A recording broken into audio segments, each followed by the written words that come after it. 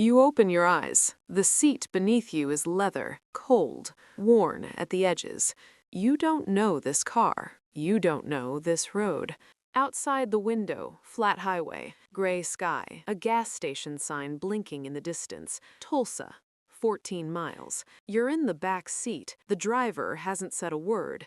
He's maybe 40, baseball cap, one hand on the wheel, eyes straight ahead. You check your pockets. Phone, dead. Wallet, empty. No ID. You don't know your name. Not because someone took it from you, because when you reach for it, it's just not there. You try to speak. Where are we going? The driver glances at the mirror, just once. You're awake, he says, like that answers everything. He hands back a water bottle without looking. You drink. You don't know why you trust him, but you do. And that scares you more than anything else. He pulls off the highway 20 minutes later. No town, no buildings, just a dirt road cutting through dry grass. He stops the car. There's a bag in the trunk. It's blue. You take it inside. You don't open it. You come back out. Inside where? Ahead of you, a farmhouse. Lights on inside. A dog tied to a post. Who's in there, you ask? People who are expecting the bag. And if I don't go? He finally turns around, looks at you for the first time. Then I drop you here, middle of nowhere. No phone, no money, no name. You get out. You get the bag. It's heavier than it should be. The dog doesn't bark as you walk past. That's the detail that stays with you later. Dogs always bark at strangers. It didn't bark at you. Like it recognized you. You knock. The door opens before your knuckle hits the second time. A woman, late 30s. She looks at the bag, not at you. Takes it. Closes the door. That's it. You walk back. Get in the car. The driver pulls away like nothing happened.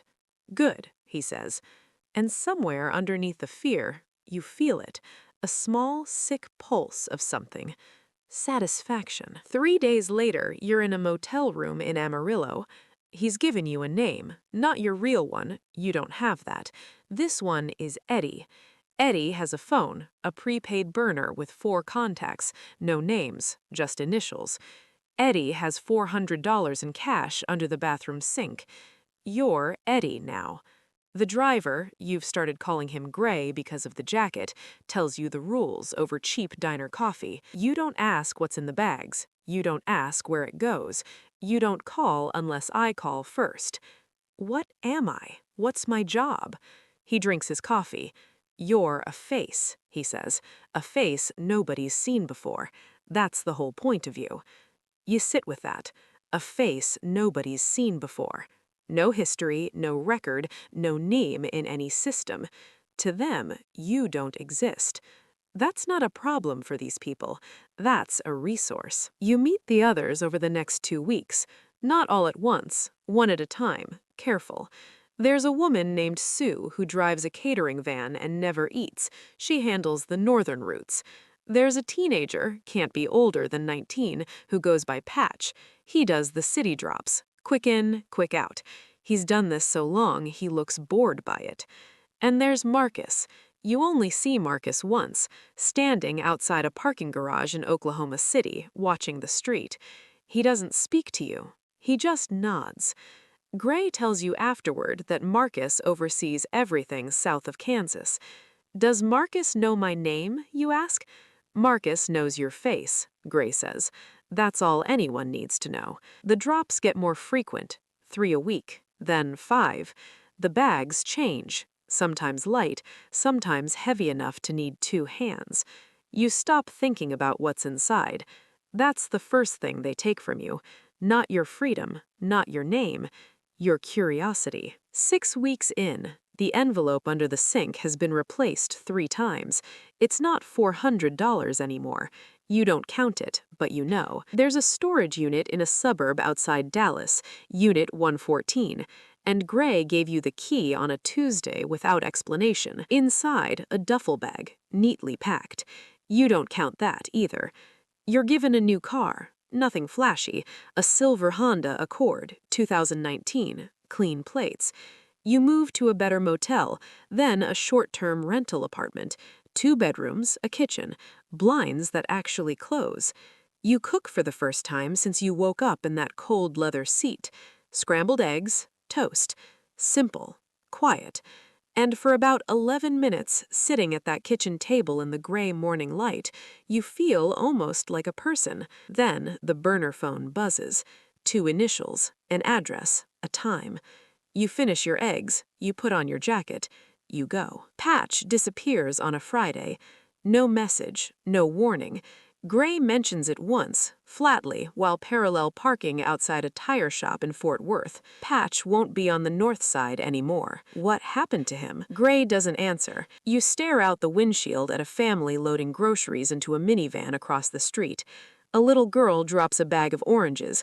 They roll under the car. She laughs. Her mother laughs. You watch this for a long time. I want to know who I was, you say. Before. Doesn't matter. It matters to me. Gray is quiet for a moment.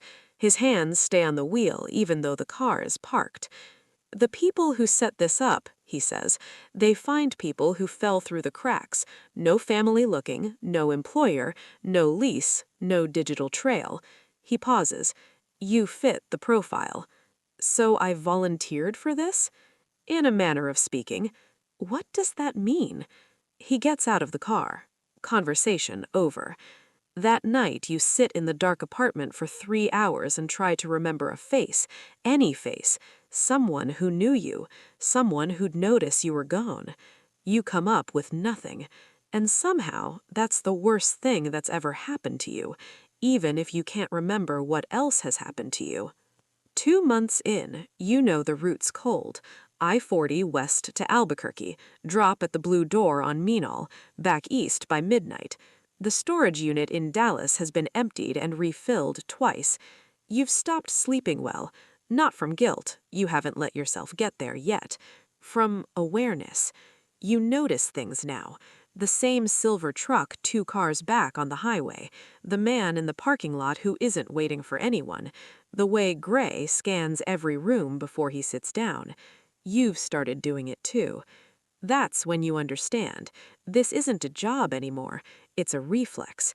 They've rebuilt you, not the person you were, something more useful, something that fits perfectly into the spaces between things, between cities, between names, between laws.